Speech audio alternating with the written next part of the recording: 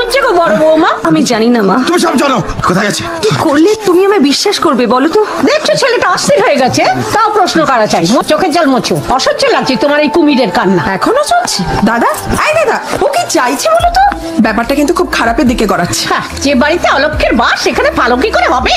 রাত বিরেতে অশান্তির জন্য আমি ক্ষমা চাইছি, আমি সামলাচ্ছি। তোমার সামলানোর নমুনা তো দেখতেই পেলাম। কেউ তো আছে। বৌদি, দাদার কি হয়েছে বলো তো?